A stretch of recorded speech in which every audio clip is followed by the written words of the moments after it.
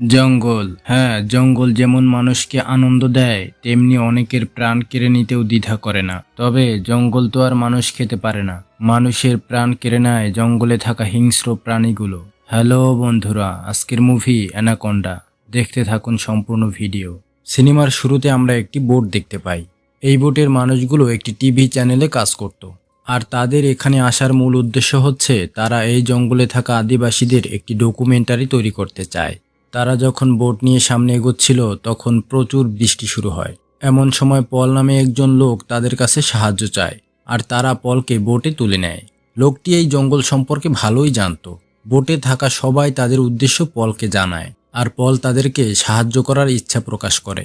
এর পরের দৃশ্যে দেখা যায় বোট সামনের দিকে এগিয়ে যাচ্ছে, কিন্তু ওই নদীতে অনেক শুকনো ডাল থাকার কারণে বোট আটকে যায়। আর তাদের মধ্যে একজন অক্সিজেন নিয়ে পানির নিচে যায় কি হয়েছে তা দেখার জন্য, কিন্তু এখানে একজন মারাত্মকভাবে আহত হয়, আর তাকে সবাই হাসপাতালে নিয়ে যাওয়ার সিদ্ধান্ত নেয়। এজন্য পল তাদেরকে একটি পরামর্শ দেয়। সে তাদেরকে ম্যাপ দেখিয়ে বলে এই পথ দিয়ে গেলে তাড়াতাড়ি যাওয়া সম্ভব, কিন্তু পলের এসব কথা ছিল মিথ্যা। তারা যখন ওই পথে যাচ্ছিল তখন তারা প্রথমবারের মতো অ্যানাকোন্ডার হামলার শিকার হয়। আমরা দেখতে পাই অ্যানাকোন্ডা তাদের একজনকে পেঁচিয়ে ধরে আর খেয়ে নেয়। এর পরের দিন পল একটি বানর ধরে, আর বানরটি অ্যানাকোন্ডার খাবার হিসেবে ব্যবহার করে। সে বলে অ্যানাকোন্ডা এখানে আসবে আর আমরা সবাই তাকে ধরব। যদি আমরা এটা করতে পারি তাহলে অনেক অনেক টাকা পাবো। কিন্তু অন্যরা তার সিদ্ধান্তের বিরোধী ছিল।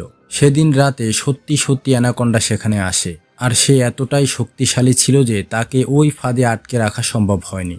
উল্টো সে আরও রেগে যায়। আমরা দেখতে পাই সম্পূর্ণ জায়গাটি অ্যানাকোন্ডার আক্রমণে তছ নছ হয়ে গিয়েছে।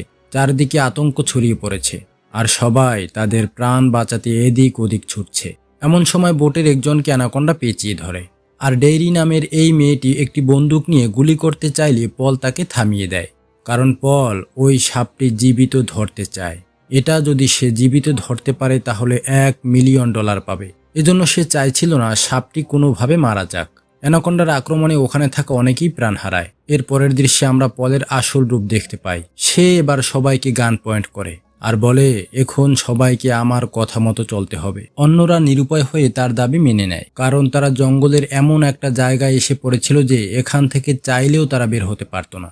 এজন্য তাদের প্রয়োজন ছিল পলের, কারণ পল এখানে সবকিছু জানতো। সেদিন রাতে বোটের অন্যরা সুযোগ বুঝে পলকে আক্রমণ করে আর তাকে বেঁধে নেয়। কিন্তু পরের দিন বোট পাথরের সাথে আটকে গেলে সবাই নদীতে নামে কি হয়েছে তা দেখার জন্য। কিন্তু এই সুযোগে পল নিজেকে ছাড়িয়ে নেয়। এর মধ্যেই সেখানে অ্যানাকোন্ডা চলে আসে।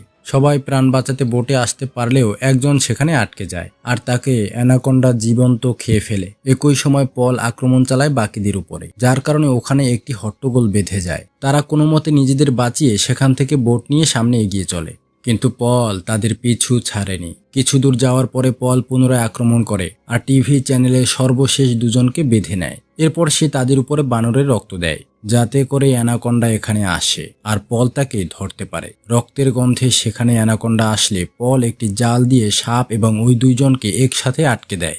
অ্যানাকোন্ডা অনেক শক্তিশালী হওয়াতে তাকে আটকিয়ে রাখতে ব্যর্থ হয় পল।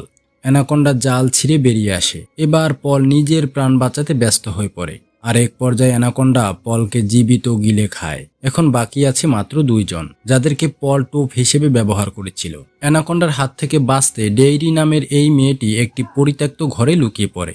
ওখানে দেখা যায় অসংখ্য বাচ্চা অ্যানাকোন্ডা, তার মানে এটি হচ্ছে অ্যানাকোন্ডার বাসা। ডেইরি আর ডেনি বুদ্ধি করে অ্যানাকোন্ডার গায়ে আগুন ধরিয়ে দেয়, কিন্তু এতেও সাপটি মরছিল না। সে আবার উঠে এসে তাদের উপর হামলে পড়ে, আর ডেনি একটি কোদাল দিয়ে অ্যানাকোন্ডার মাথায় একাধিক আঘাত করতে থাকে। এবার অ্যানাকোন্ডা সত্যি সত্যি মারা যায়, আর এর মধ্য দিয়েই সিনেমাটি শেষ হয়।